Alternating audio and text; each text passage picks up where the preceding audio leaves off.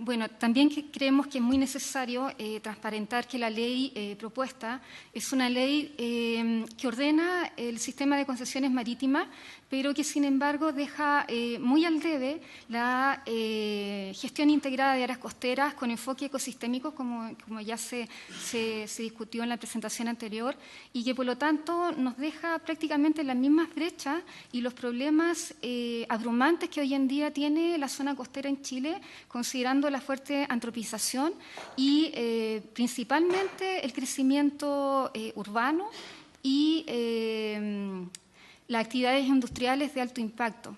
Por lo tanto, necesitamos nosotros repensar cómo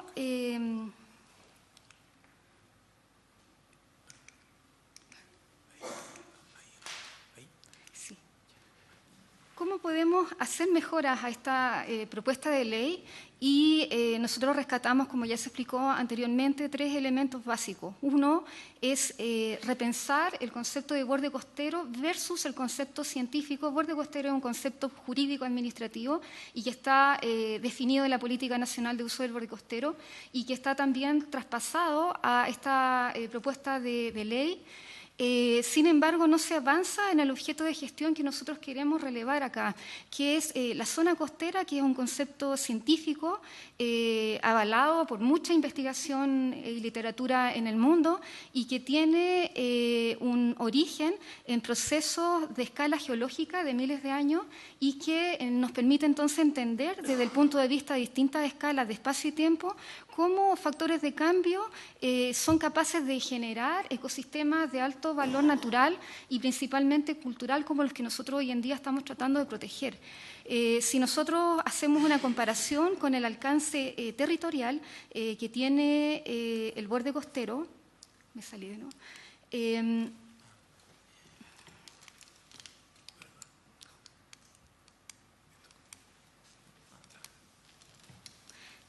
¿cuál es el puntero? El de abajo es el puntero.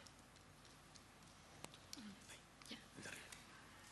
Relevar el concepto jurídico administrativo que tenemos acá, que está delimitado sobre las más altas mareas en condiciones de sisigia y que a ello se le agrega 80 metros siempre y cuando el del límite sea en terrenos públicos.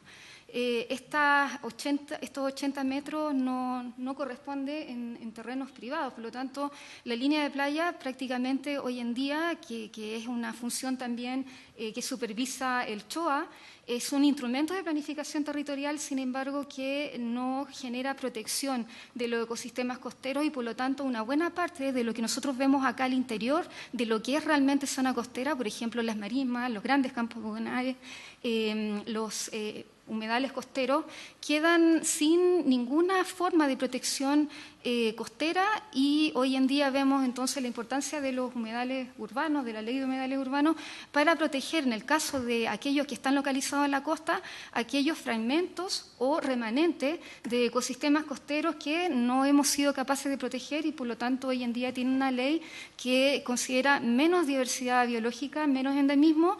Sin embargo, los que son localizados en áreas rurales y que son los que hoy en día presentan una alta singularidad en su paisaje, principalmente por su alta biodiversidad, no tienen entonces figura de protección legal.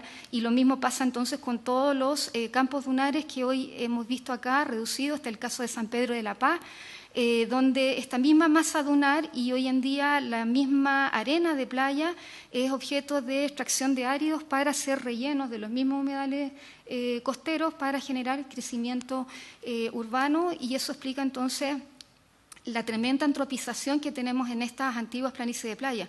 Por lo tanto, el contraste entre zona costera y borde costero es importante de reflexionar y de revisar con el propósito de hacer una gestión integrada de la costa para incluir ecosistemas que tienen una alta valoración por su servicio ecosistémico, pensando entonces de cara al cambio climático. Por lo tanto, tenemos acá borde costero, un ancho no más allá de 200 metros de extensión, que hoy en día es lo que se zonifica y lo que se intenta traspasar a instrumentos de planificación territorial, pero en la práctica Eso no es efectivo porque el plan regulador, que es el instrumento local que debería ordenar la zona costera, tiene también distintas formas de actualización, distintos tiempos también de actualización, y eso tampoco coincide con las zonificaciones de uso del borde costero, pensando también que es bastante difícil esa articulación. Bueno, acá algunos ejemplos también. Sí, bueno, complementando un poco lo que establece Carolina, esta situación también la vemos particularmente en zonas rurales, donde generalmente no concurren o no existen instrumentos de planificación, solamente existen en ciertos casos instrumentos de planificación intercomunal del borde costero. Y aquí es lo que yo trataba de explicar en un inicio, que esta es la línea de playa o bien el sector dunario, y todos estos conjuntos habitacionales están prácticamente construyéndose en el mar. Por lo tanto, el Estado también debe velar por la seguridad de sus ciudadanos en el momento de otorgar los permisos de edificación en estas zonas. Y a diferencia, aquí existe una delimitación administrativa de dos municipios que son distintos, y este municipio, este es un asentamiento local en la localidad de Puertecillo, donde el asentamiento local siempre se estableció en la franja atrás de las dunas. Entonces, efectivamente acá hay a consecuencia de la subdivisión predial que establece el Decreto Ley 3516, se permiten las subdivisiones, permitiendo grandes subdivisiones de terreno, en circunstancias que aquí hay un campos dunarios que son objeto de servicios ecosistémicos que se deberían de estar protegiendo. Lo mismo ocurre en otras zonas, en la región del Maule, tan importante como lo explicó el investigador anteriormente. Las zonas mediterráneas son una zona considerada hotspot de conservación de la biodiversidad, pero nuevamente vemos que ciertos proyectos, a consecuencia de las subdivisiones, se están realizando prácticamente en la arena, en todo este sector. Entonces, acá obviamente no estamos respetando las zonas costeras que bien establece Carolina. Senador, perdón, para que quede ¿No hay respeto por los 80 metros de la alta marea? Es que aquí no hay 80 metros, porque los predios son privados. Al ser privados, los títulos de dominio establecen que cuando tu título de dominio se define como que colinda con el Océano Pacífico, sí, o el mar, es hasta la línea de alta marea, que es definida por el CHOA. Por lo tanto, las construcciones pueden llegar incluso hasta ese sector. Por lo tanto, en este caso no hay 80 metros. No hay terreno de playa, en síntesis. Eso ocurre con los predios que son de carácter fiscal. Para otro lado. Sí, perdón. Ay, si querés seguir tú. Bueno, eso explica también por qué San Alfonso del Mar está prácticamente dentro de la playa.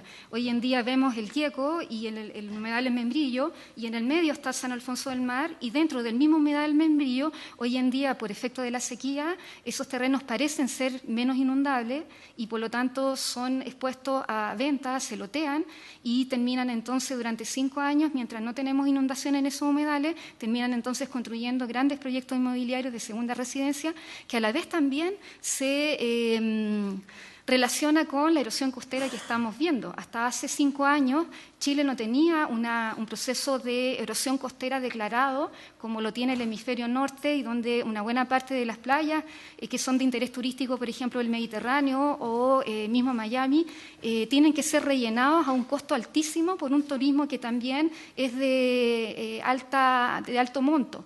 Sin embargo, el turismo que nosotros tenemos acá en Chile no podría compensar proyectos de regeneración de playas a esa escala, y también porque tenemos una costa que se está moviendo permanentemente, tenemos terremotos de subducción, tenemos tsunamis que están modificando permanentemente la costa.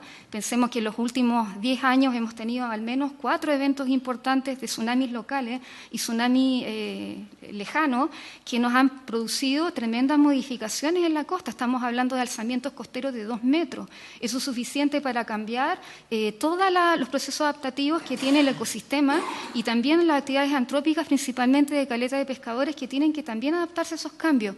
Y hoy en día prácticamente todas todas las playas arenosas de Chile tienen altas tasas de erosión para los últimos 40 años, detonados principalmente por las marejadas desde 2015 que nos han estado afectando prácticamente sin tregua.